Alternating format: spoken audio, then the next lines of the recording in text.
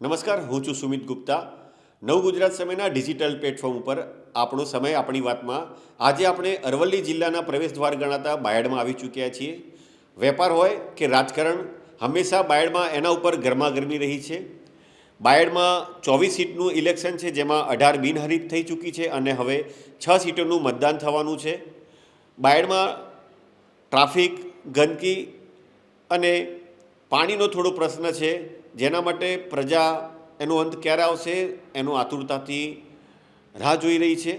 આપણે આજે જાણીશું બાયડના પ્રજાજનો, અહીંના નેતા અને અધિકારીઓનું શું કહેવું છે. This video is sponsored by Q Green, made in India, made for the world. આપણી સાથે છે બાયડના મતદાતા. આપણે તેમની પાસે જાણીશું કે નગરપાલિકામાં જે પણ પક્ષ સત્તામાં આવે તેમની પાસે આપ શ્રી શું અપેક્ષા રાખો છો? સારા રોડ રસ્તા થાય, સારું કામ થાય એ જ આશા રાખીએ છીએ. અમે બાયડમાં જે પણ સત્તા પક્ષમાં આવે નગરપાલિકામાં એમની પાસેથી એવી આશા રાખીએ કે બાયડમાં રોડ રસ્તા સારા થાય, સફાઈનું કામકાજ સારું થાય. ને બાયડની હાલ જો જોવા જઈએ તો મોટી સમસ્યા ટ્રાફિકની છે, એનો કાયમી સારો ઉકેલ થાય એવી આશા અમે સત્તા પક્ષ પાસેથી રાખીએ. અમારે શાકભાજીની ફ્રૂટની લારીઓ એક જગ્યાએ સારી વ્યવસ્થિત જગ્યાએ મેળાઈ જાય અને રોડની સારી વ્યવસ્થા થાય. બાયડમાં જે પણ પક્ષ સત્તામાં આવે તો બાયડની અંદર જે આ રસ્તાનું ટ્રાફિક છે તેનું નિરાકરણ થાય તેવી જનતાની માગણી છે. પ્રજાનો એવો પ્રશ્ન છે કે અહીંયા ટ્રાફિકની સમસ્યા એક તો ઘણી બધી છે અને સાથે સાથે ગટરની સમસ્યા પણ છે. તેનો સાહેબ નિકાલ ક્યારે આવશે? ટ્રાફિક બાબતે જણાવું તો અત્યારે બાયડનો જે મેઇન હાઈવે ખરો ને એનું વિસ્તૃતિકરણનો પ્રોજેક્ટ આરએનબી દ્વારા થવાનો છે અને એ થયા પછી આ પ્રશ્નનું કાયમી સોલ્યુશન આવશે. અને ગટર બાબતે જણાવું તો નગરપાલિકાનું ફેઝ 1નું ગટરનું કામ 10 વર્ષ પહેલાં કરેલું હતું. એ અત્યારે લગભગ સુષુપ્ત અવસ્થામાં, એટલે મોટાભાગની લાઈનો ફેલ થઈ ગયેલી છે અને નગરપાલિકામાં હાલ સેકન્ડ ફેઝનું કામ ચાલુ છે. એટલે અત્યારે સેકન્ડ ફેઝનું કામ તો ઓનગોઈંગ છે અને ફર્સ્ટ ફેઝમાં જે લોકોએ લાઈનો ડેમેજ કરી હતી એના અમે નવેસરથી આખો ડીપીઆર બનાવી અને નવી ગટર બને એના માટે ડીપીઆર બનાવી રજૂ કરવાના છીએ સરકારમાં. અને જીયુડીસી તરફથી પણ અમને એક લેટર મળેલો છે જૂના પ્રોજેક્ટને રિવાઇવ કરવા માટે. એટલે નવી બોડી બેસશે એના પછી તરત જ આ કામગીરી અમે હાથમાં ધરવાના છીએ. સાહેબ, બાયડ નગરપાલિકામાં ચીફ ઓફિસર તરીકે હમણાં જ આપ આવ્યા છો. અમારે એવું પૂછવું છે કે સાહેબ, બાયડ નગરપાલિકામાં કંઈક પ્રોજેક્ટ એવો હોય કે જેથી અહીંના બાયડના જે નગરજનો છે એમને હરવા માટે બહાર જવું પડે કે બાગ બગીચો કે એવું પિકનિક પોઈન્ટ કે કંઈક પ્લાનિંગમાં છે ખરી આપણે? અત્યારે અમે એક અમારું રામ તળાવ તો અત્યારે લોકાર્પણ કરી નાખ્યું છે. એને અમે એક ફરવાના સ્થળ તરીકે વિકસાવી નાખ્યું છે આપણે જૂના બસ સ્ટેન્ડની બાજુમાં હાઈવે ઉપર જ.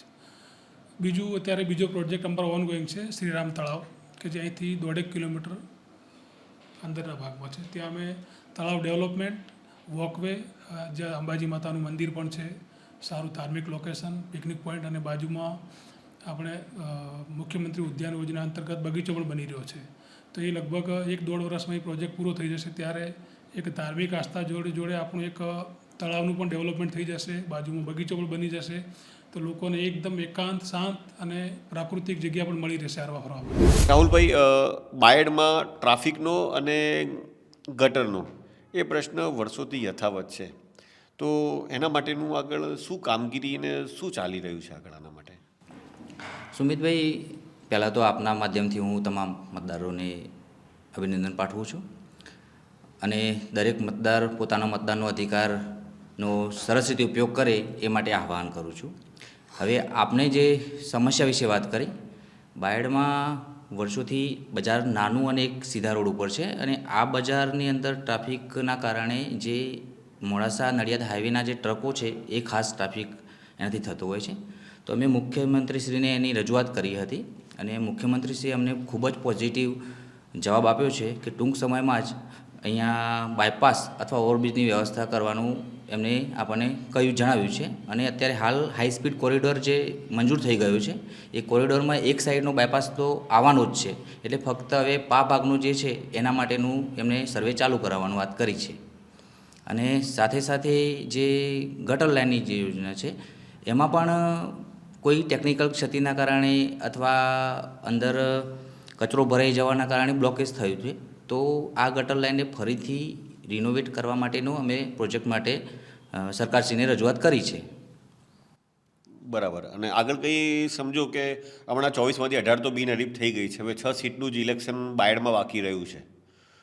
તો સત્તા પક્ષમાં આપ જોવા જઈએ તો આમ તો બહુમતી આપની થઈ જ ગઈ છે, તો પછી એવું તો આપ કામ આગળ એવું કંઈક વિઝન કે કંઈક એવું કર્યું છે કે બાયડ માટે ખાસ એવી કંઈક કામગીરી આપ કરવાના છો? સુમિતભાઈ, બાયડની જનતાની વર્ષોથી જે માગણીઓ હતી એમાંથી મોટાભાગની અમે જે ગત 5 વર્ષની સરકાર અમારી હતી એમાં અંશતઃ 1-2 છોડતા બાકી બધી લગભગ પૂર્ણ કરવામાં આવી છે. એમાં દાખલા તરીકે બાયડમાં વર્ષો જૂનું સરદાર પટેલ ટાઉન હોલ જે ખાતમુહૂર્ત થયું હતું એનું જ હમણાં નજીકમાં જ એનું લોકાર્પણ કરી દેવામાં આવ્યું છે અને બાયડની જનતા માટે ખુલ્લો મૂકવામાં આવ્યો છે.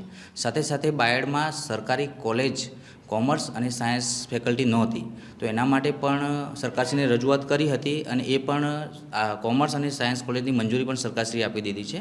અને કદાચ આ નવા જે ટર્મમાં છે એમાં કોમર્સ તો ફેકલ્ટી ચાલુ જ કરી દેવાની છે અને જે એનું ઇન્ફ્રાસ્ટ્રક્ચર ઊભું થશે એટલે પછી સાયન્સ કોલેજ પણ મંજૂર થઈ જશે. આ સિવાય જાગાનું તળાવ જે બાયડની વચ્ચોવચ્ચ છે એનું પણ લોકાર્પણ કરી દેવામાં આવ્યું છે અને રામનું તળાવ જે વર્ષોથી બાયડની જનતાને આસ્થાનું પ્રતીક છે, જ્યાં અંબે માતાનું મંદિર છે, તો ત્યાં પણ એનું ખાતમુહૂર્ત થઈ ગયું છે અને ટૂંક સમયમાં એનું કામ પણ રાબેતા મુજબ ચાલુ થઈ જશે, જે લોકોને આપણે અર્પણ કરવા જઈ રહ્યા છીએ. બાયડ નગરપાલિકામાં 24 સીટનું ઇલેક્શન હતું, જેમાંથી 18 બિનહરીફ થઈ ચૂકી છે. હવે માત્ર 6 સીટ ઉપર ઇલેક્શન થવા જઈ રહ્યું છે. This video is sponsored by Q Green, made in India, made for the world.